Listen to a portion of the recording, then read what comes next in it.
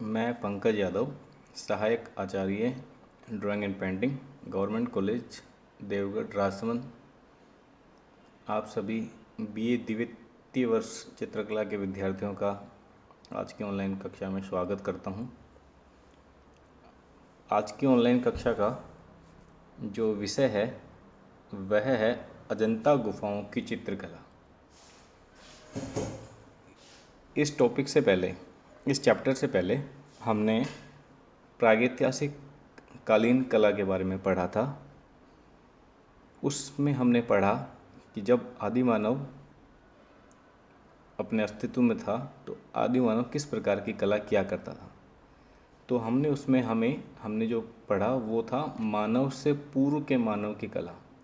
और अब हम जो पढ़ रहे हैं वो है आज के युग के मानव की कला। आज के युग के नहीं, आज के मतलब जो ह्यूमन स्ट्रक्चर, ह्यूमन बॉडी जो डेवलप हुई है, आज का जो मानव है उसके समय की कला। उसके समय की कला में भी हम चित्रकला की बात कर रहे हैं। तो अब हमारा जो टॉपिक है वह है अजंता गुफाओं की चित्रकला। इसको एक इतिहासकार एक दूसरे नाम से भी इसको बोलते हैं, वो है बौद्ध काल की चित्रकला। बौद्ध काल एक समय ऐसा था जब भारत में बौद्ध धर्म का प्रचार प्रसार हुआ था। बौद्ध धर्म का प्रचार प्रसार भगवान बुद्ध के जन्म के बाद से ही हुआ और लगभग 450 ईसा पूर्व से इस बौद्ध धर्म का प्रारंभ माना जाता है। बौद्ध धर्म के प्रचार प्रसार के लिए उस समय के राजाओं ने अपने स्तर पर प्रयास किए। उन्होंने कई जगहों पर बौद्ध मठ बनवाए, बौद्ध विहार बनवाए। बौद्ध विहार वह स्थान होता है जिसमें बौद्ध भिक्षु, बौद्ध धर्म के भिक्षुक, बौद्ध धर्म के मतानुयायी रहते हैं और वहाँ रहकर वो पूजा पाठ करते हैं। उस समय के राजाओं ने कुछ पूजा स्थल भी बौद्ध धर्म के लिए बनवाए। उन पूजा स्थलों को स्तूप कहा जाता था। स्तूप का मतलब होता है कोई अर्धगोलाकार आकृति। जैसे कि एक प्याली को आप उल्टा करके रख दें तो जो संरचना बनती है वह लगभग स्तूप के समान होती है। तो और उस स्तूप की बौद्ध धर्म के लोग पूजा पाठ करते थे। ऐसे स्तूप हमें खूब सारी जगह मिलते हैं, पर वह सभी स्तूप जो हैं वो मूर्तिकला और वास्तुकला के उदाहरण हैं।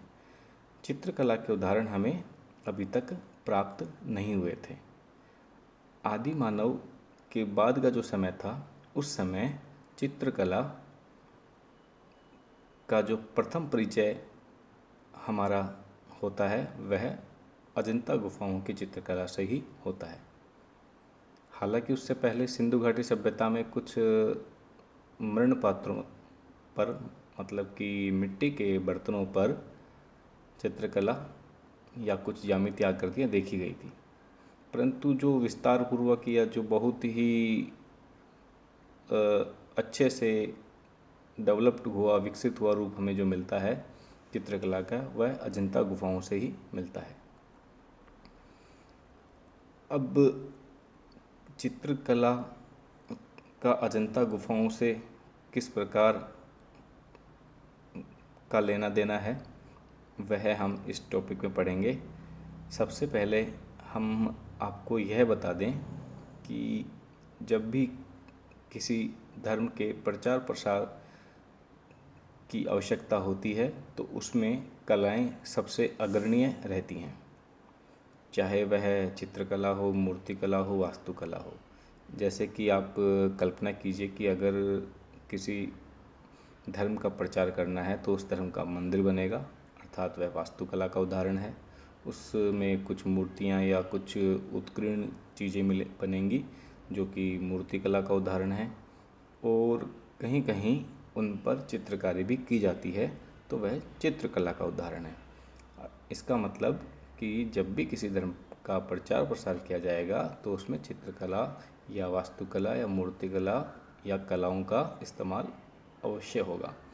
तो इसी प्रकार से महाराष्ट्र में औरंगाबाद ज़िला है, उस औरंगाबाद ज़िले के शहर से लगभग 104 किलोमीटर की दूरी पर अजंता गुफाएं हैं। अजंता गुफाओं का जो सबसे पास का गांव है वो फरदारपुर है। उस गांव के लगभग 6 किलोमीटर की दूरी पर ये हमें गुफाएं मिल जाती हैं।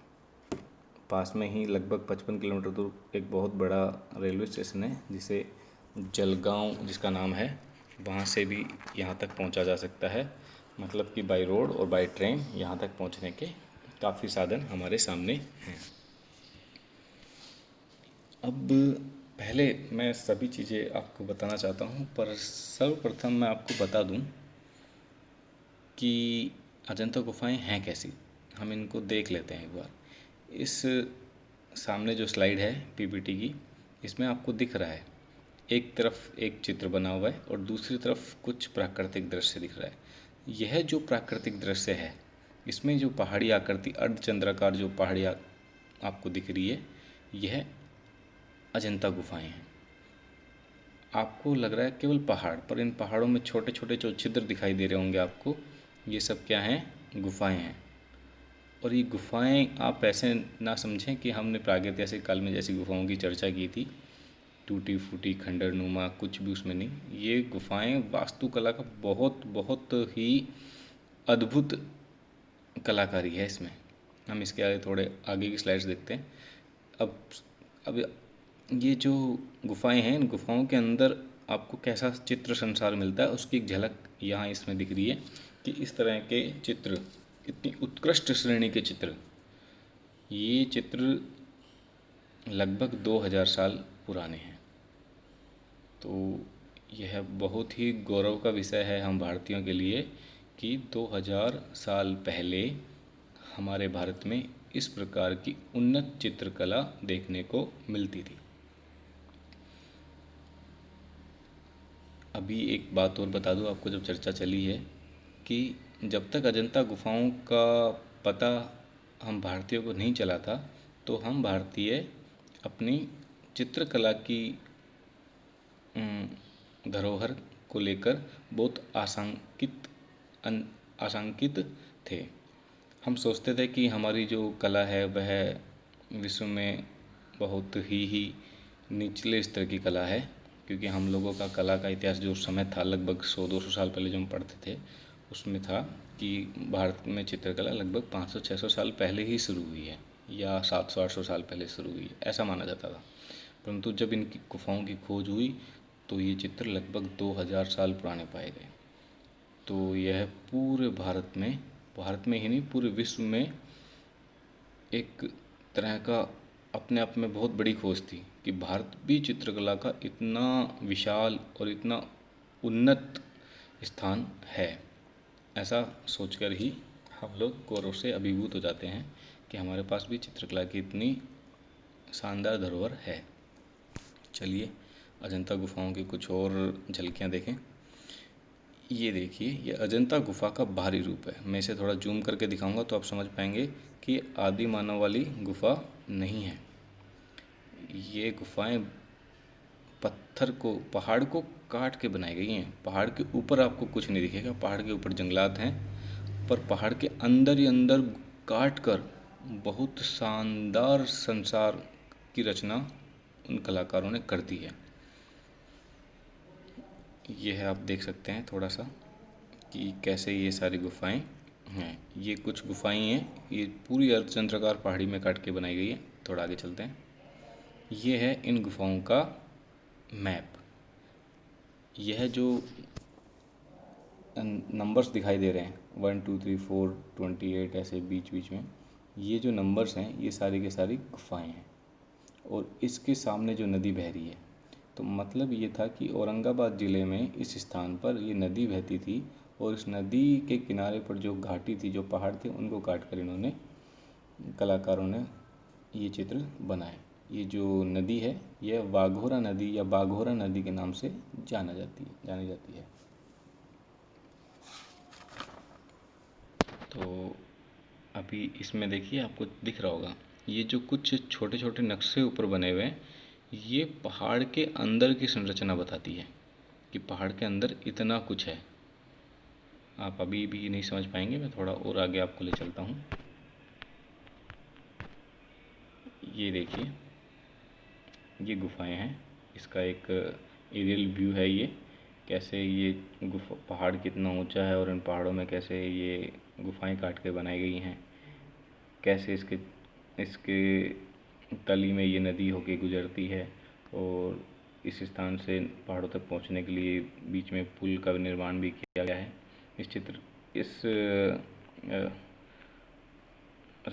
इस चित्र के बारे में मैं आपको फिर से बताऊंगा। पहले मैं आपको और परिचय की तरफ ले चलता हूं। जैसे कि आप यहाँ देखेंगे कि ये अजंता गुफाओं का एक आंतरिक नक्शा है। आंतरिक नक्शा जैसे कि यह जो आधा हिस्सा है वह पहाड़ दिख रहा है, और ये जो काला हिस्सा और काले हिस्से के अंदर जो सफ़ेद कुछ चीज़ बनी हुई है, जो कुछ आकृतियाँ बनी हुई है, ये गुफा के अंदर बनी हुई है। तो आप समझ सकते हैं कि गुफा के बाहर बिल्कुल पहाड़ी रूप है और अंदर से ये एकदम जैसे आज के मंदिर हैं लगभग उसी समान ये मंदिर बने हुए हैं। पहाड़ के अंदरों अंदर इन्होंने काट कर ये सारे के सारे मंदिर बना दिए हैं और उन मंदिरों की दीवारों पे मूर्तियाँ बनाई हैं और उन दीवारों पर ही इन्होंने चित्रकारी की है। ये है अजंता कला का वैभव।